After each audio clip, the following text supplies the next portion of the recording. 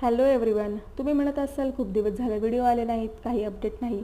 पण काय झालं ना, मी माझ्या काही पर्सनल कामामध्ये बिझी होते, त्यामुळे मला व्हिडिओ शूट करणं, अपलोड करणं काही जमतच नव्हतं. पण कसं आहे, आता मी फ्री झालेली आहे माझ्या कामातून, त्यामुळे आता रेग्युलर व्हिडिओ येतीलच. आणि मला काही जणांनी ना अनसबस्क्राईब केले, सो प्लीज सबस्क्राईब करा. इथून पुढे येत राहतील रेग्युलर व्हिडिओ. आणि आपल्या चॅनलला लाईक करा, शेअर करा, सबस्क्राईब करा. आणि महत्त्वाचं म्हणजे बाबा कनेक्ट राहा. इथून पुढं मी असेल रेग्युलर यूट्यूबवरती. आज तर काय डाळ कांदा करायचा बेत होता, पण तो काय डाळ कांदा काय जास्त तामझाम केलेला नाही, अगदी सोपा पद्धतीने बनवलेला आहे.